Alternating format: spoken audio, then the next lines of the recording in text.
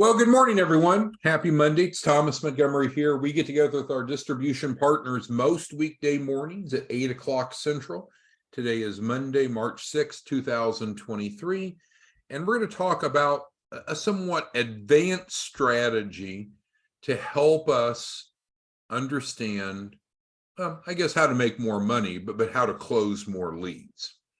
So I know a number of you have similar backgrounds to myself, but when I attended the University of Minnesota School of Public Health, we learned about behavioral change, because the whole public health aspect is how do we manage and improve the health of societies.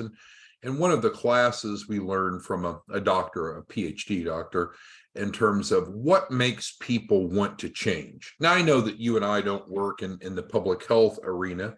We work together in the financial literacy arena and financial services, but the concepts carry over. So let's use a quick example. Let's say you have someone that is overweight. Well, what do you do if you're a healthcare provider or a counselor or a coach, and you have someone in front of you that's overweight? What is it that you should do? The answer is, it depends. It depends upon their stage of change. Well, that same, the truth is the same for you and I in terms of raising capital. If we have a small business owner in front of us, what do? And the answer is, it depends. It depends on their stage of change. So we're going to briefly go through Prochaska's 6 stages of change. We're going to focus primarily on the first 5. We'll first introduce what each of the stages means, and then we're going to very quickly and frankly very easily help you apply techniques based upon the prospect's current stage of change.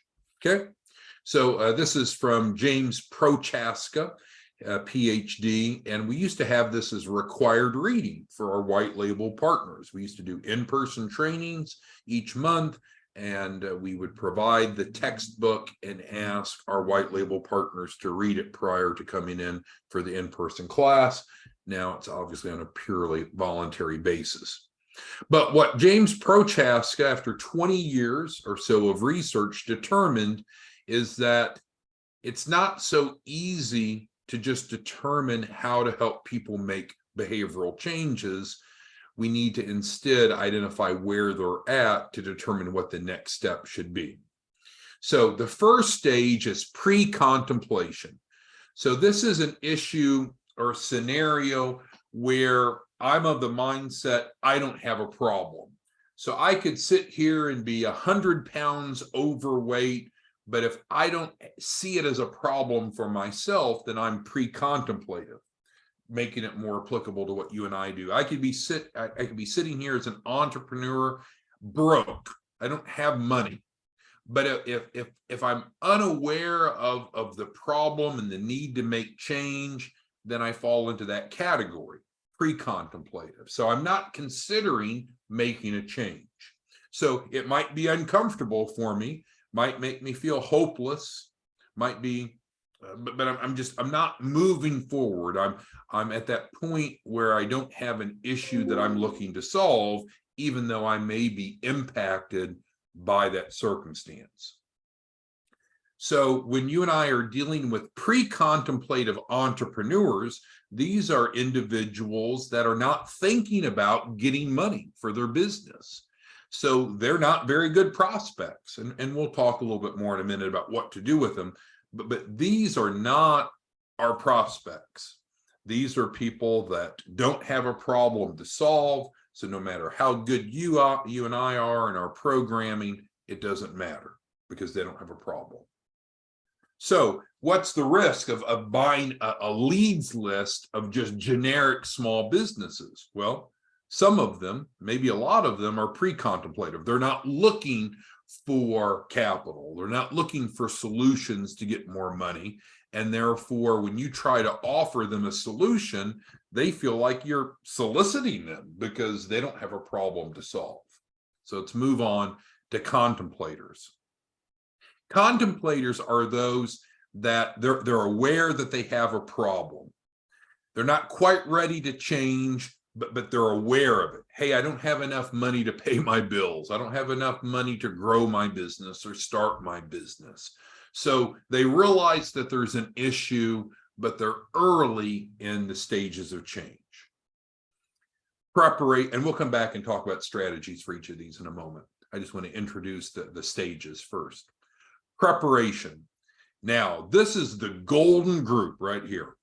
At the preparation stage, they realize they have a problem, which makes sense because they're farther along. We're on number 3, not number 2. They realize they have a problem and they're looking for options. Oh shit, I don't have enough money to start or grow my business. I need to do something about that. What am I going to do? I don't know yet. So the preparers are spot on who you and I are looking for. Let's continue on. Stage 4 are the people that are in action. So they're actually making change. They have gone through these stages. They're at the action stage. And so, someone that enrolls in the credit and funding program, they're now in the action stage. Maybe they've enrolled in some other program, but they're in action stage. Well, these folks are a little late for you and I to market to because they're already doing something. Now, if they're doing what you and I do, that's great. But if they've chosen some other alternative action, then it's a bit late. We'd almost have to wait for them to see if they fail at that and then bring them back to the preparation stage. Maintenance just means I've been doing the new behavior long enough that it's become a habit, and then you and I really don't need to worry about stage 6. There are 6 stages of change. In what you and I do, we really worry about the first 5. So let me scroll down here and talk very specifically about proven strategies to help us make more money. Because what's the goal? The goal is to help clients, but to help clients, they have to enroll. And so that would be called action. So what's really our goal? Our goal is to move prospects to action, which to you and I means we've helped them enroll in the credit and funding program.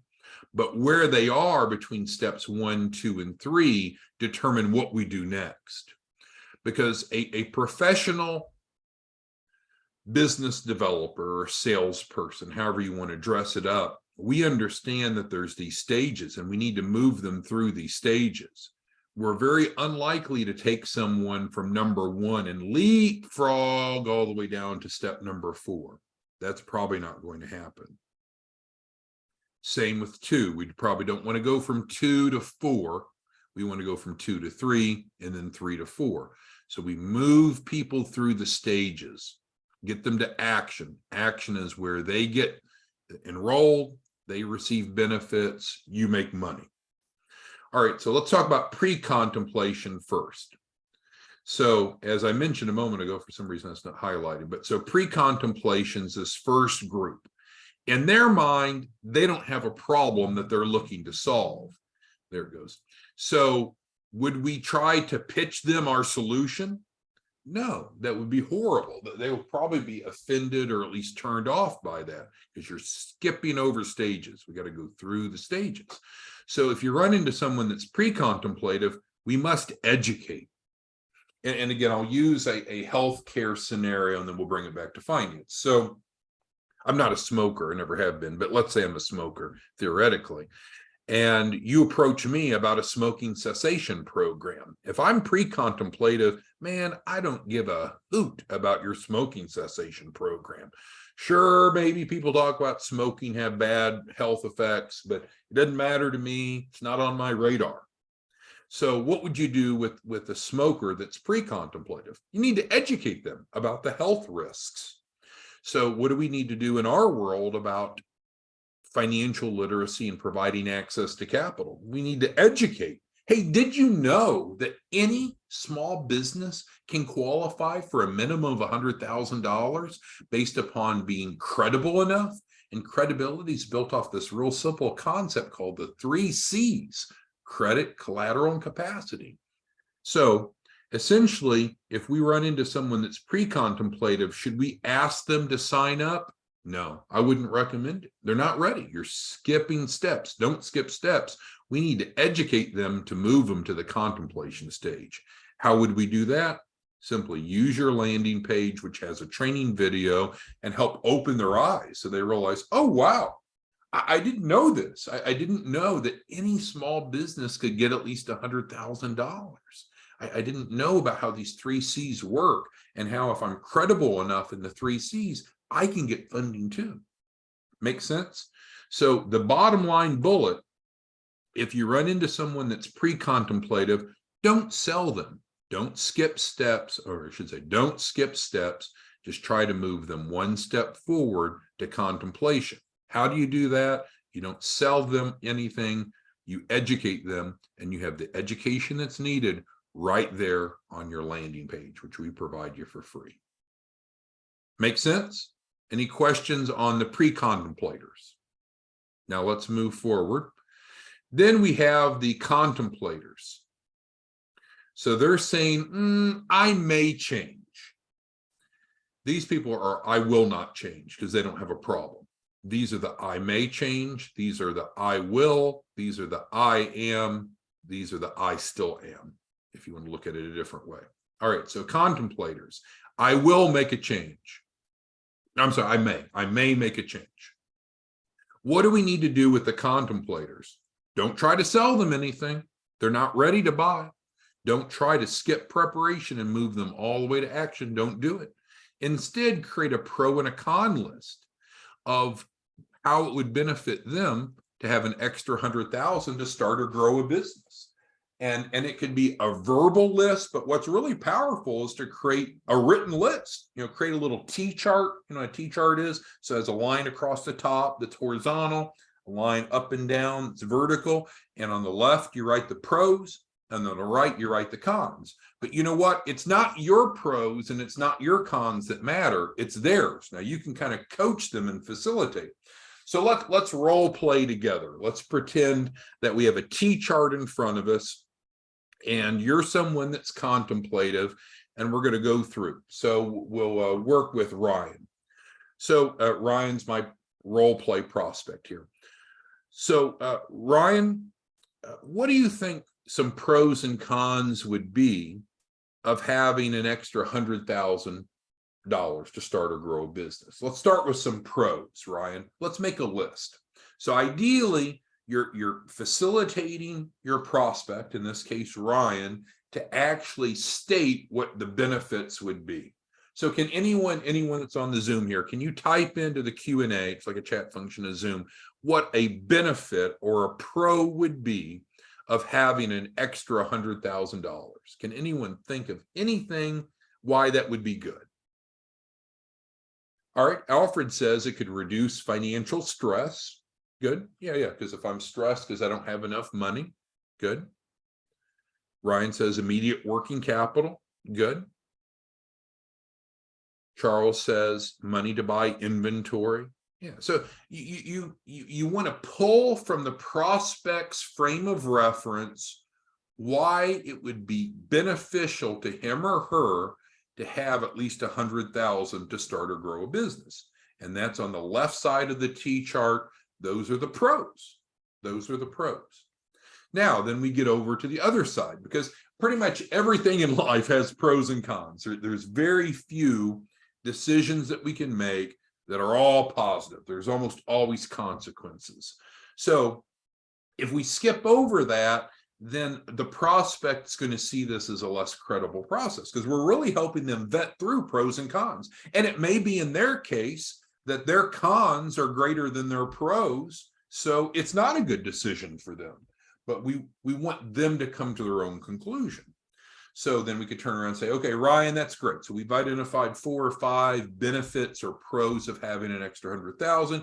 Can you think of anything that might be a negative, a consequence of having 100,000? Now, you don't want to be planting negative seeds here, but Ryan could say, well, I would have to pay it back, wouldn't I? Yeah. And so there would be the debt servicing. But once we've completed that, and I'll get to your question there, Jeanette, about how do we find out where the client's at. We'll talk about that in just a second as we conclude. But the goal for contemplators is to help them create a pro and a con list of having an extra $100,000. You're not telling them, you can egg them on a little bit, but you want them to come up with their list of benefits and whatever consequences they have. Typically, the only consequence is, oh, I'd have to pay it back, wouldn't I? Of course, it's not free money. And then help them come to a conclusion of looking at that list.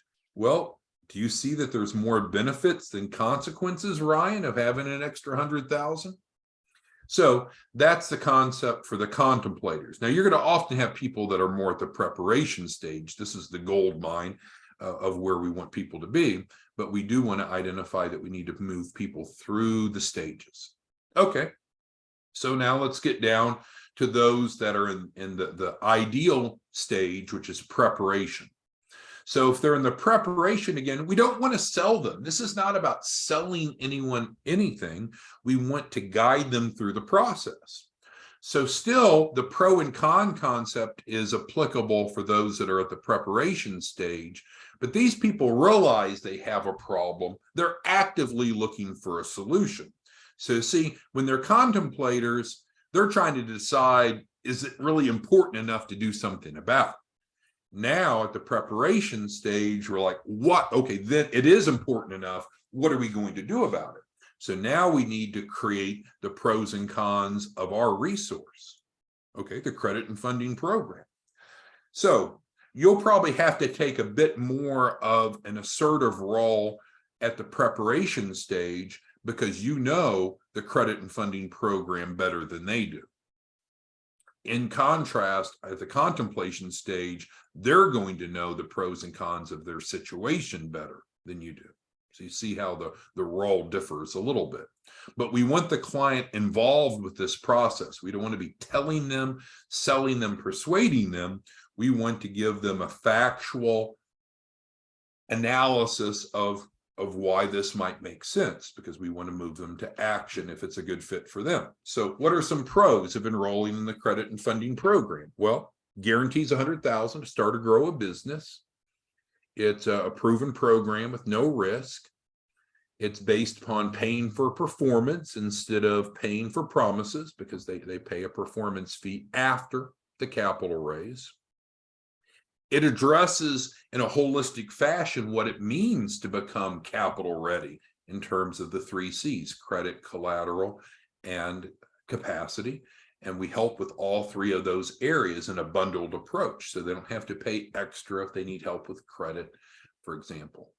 So there's many pros. And so if you can't really come up succinctly with what you think the pros are of the credit and funding program, go back to your landing page, look at that, and maybe practice writing down a list. Now, alternatively, because we said already, pretty much every decision in life, most have pros and cons, benefits and detriments. So what are some cons of the credit and funding program? Now, do you want to emphasize the cons? Of course not, but we don't want to overlook those. What would a con be? Well, it's not a free program. It's not, right? We're paid based upon the results, just like a realtor would be in helping you buy a house. At closing, they're paid. We're paid a performance fee after each time you get funding. And so there's going to be a cost of capital. And then, of course, your performance fee is whatever you set it as. Our normal performance fee is 10%, of which we pay half of it out to our affiliates. But creating the pros and cons of the credit and funding program, and then concluding that with the prospect being able to realize, wow, there's more benefits than consequences. There's a little bit of an overlap here, because when we're at the contemplation stage, it's what would they do with that $100,000? Okay, I'd pay off my credit cards, or I'd get a new car, or I'd hire staff, or whatever it is that's important to them. Of course, that carries over here, because this is merely the tool to accomplish this. But until they understand that there's benefits of having an extra 100,000 to start or grow a business, then our program itself is kind of inapplicable. So the point is that we can close pretty much anyone on the credit and funding program if we first stop selling, and second, understand where they are in the change process. And that was Jeanette's question we're going to talk about next, how to come to that conclusion. And it can be done by a few questions, asking a few questions, which we'll role play in a moment. Now, if what you're doing is simply driving people to your landing page and taking a hands-off approach, that's okay. But think deeper of what will happen if you take that hands-off approach. Well, you'll have people that go to your landing page, and as long as they fill out the first page, which is first name, last name, email, and phone number, we'll call it step one, then that generates a lead in the system, and you're notified of each lead that fills that out on your landing page. So those people are at least contemplative. What you may then want to do, if you wanted, is to reach out to them and make sure that they then understand the pros and cons of our specific resource to solve the problem that they must know they have. Because if they didn't think that they had a problem, hey, they need at least an extra $100,000 to start or grow a business, they probably wouldn't have filled out that form. Ultimately, those that fill out the first page but not the second page obviously have not moved to action, and we have a drip campaign that will reach out to them. So Jeanette's question is, well, how do we figure out where people are? Well, if you're driving people to your landing page, you'll know the people that are at preparation, or at least contemplation, but most likely preparation. If they've gone to your landing page and they filled out their first name, last name, email, and phone, but didn't finalize their enrollment, then they're a really ripe prospect pool, aren't they?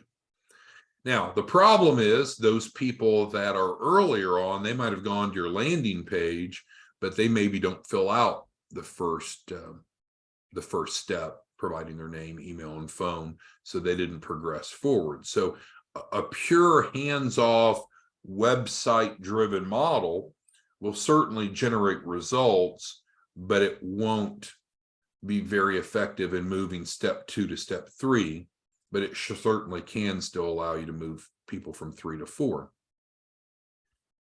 Another aspect of answering Jeanette's question is, how are you generating leads? We talked about posting Craigslist ads, and we gave you the example ad and all that last week on training. I think it was Friday. Well, if you post an ad, who are you going to get? You're going to get people that are most like the preparation stage. If you want to reach back to the contemplators, you might just do an educational session. Each of you who are white label partners, you should have in your white label partner Dropbox the PowerPoint slides for a presentation called the 27 mistakes.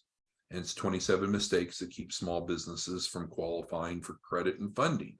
Well, if you want to go out and educate in general, you can grab a lot of these folks, because the pre-contemplators aren't showing up, right? These people aren't going to come to your educational webinar or workshop. They don't have a problem that they're looking to solve. But the contemplators very much may. And so part of the answer to Jeanette's question of how do you determine what stage the prospects are in is, how are you generating them? But also, you could just ask them a few questions. And so let's role play with this. So we've got Terrence on the line. He's one of our white label partners. He's a CPA. And so Terrence had to have come to my radar somehow, or I just cold called him. But I could just have a very casual conversation.